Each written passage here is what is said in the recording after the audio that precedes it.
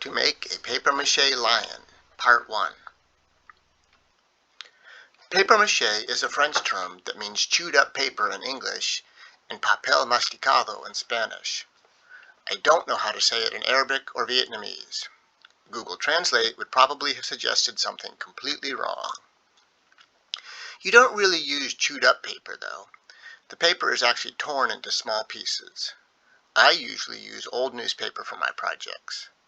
You also need glue that you make by mixing flour and water together. First, you need to find a picture of a lion that you like and print it out or draw it on a piece of paper. My lion picture is in 1:6 scale.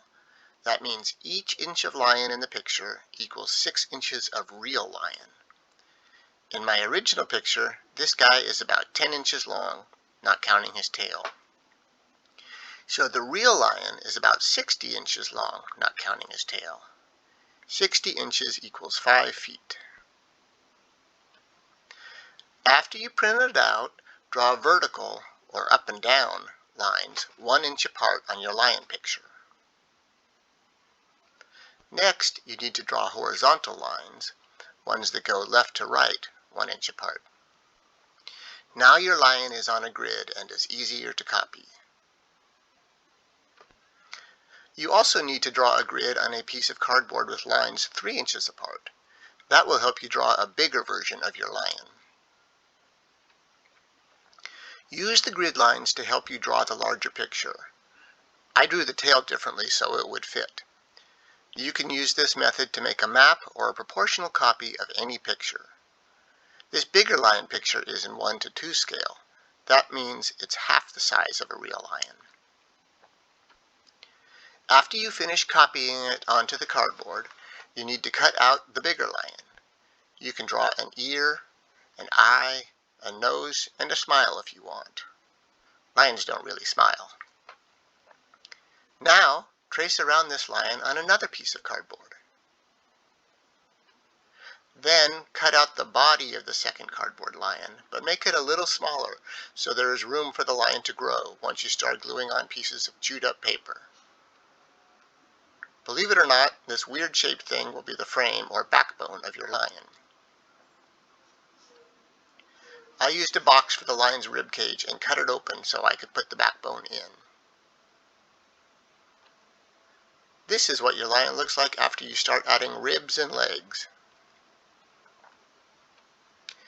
With 4 legs, your work-in-progress lion can stand up on its own, though he's still a bit wobbly. And you don't have to make the rib cage from an Amazon box. Any box will work if it's the right size. Besides, lions don't live in the Amazon, but jaguars do. Now you are ready to glue the backbone in place. We will use the first cardboard lion as a guide to help us make the 3D one the right size. This is what the lion looks like at this stage. You are ready to attach the pelvis or hip bones at the back legs. This picture shows the pelvis and shoulder bones after they have been attached. I made the front legs too short, but I can fix that later. You'll see. Here's a closer view of the pelvis and shoulder bones. You should also include a few support pieces on the inside, like bones, to keep it stable and the right shape. Your own bones keep you stable and the right shape. Attach a thin strip of cardboard to the backbone to make it wider. You need to bend the cardboard a bit so it has the shape of the lion's back. This is what your lion in progress looks like from above. That is what you would see if you look down while floating over it in a hot air balloon. Give your lion a head and a snout. Scientists call these bones the skull and the upper and lower mandibles, or jaw bones. I have started putting muscles on him. A side view of the muscly lion. The curvy part near the front legs to the snout will be his mane, a big fluffy fur collar. After After going to the gym, he's gotten a few more muscles. Going to the gym doesn't really give you more muscles, only bigger ones. Use thinner cardboard to create the shape of the head. The thinner cardboard is more flexible. It bends more easily. At first, my neighbor thought I was making a donkey. He grew up in Brazil, which is where most of the Amazon River and rainforest is.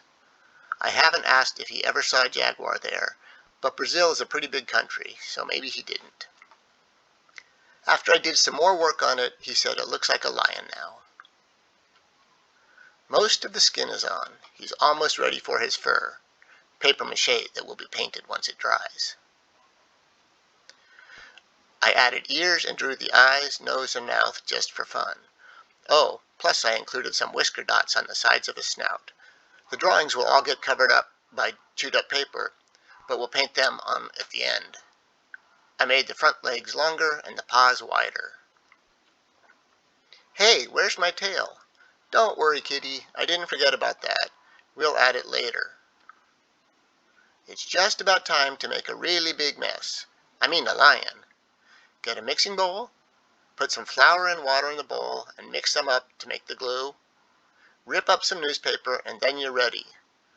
Well, almost ready. There's still one more thing you have to do. And that is find a place that has a bunch of kids and ask if they want to help with the paper mache part of the lion.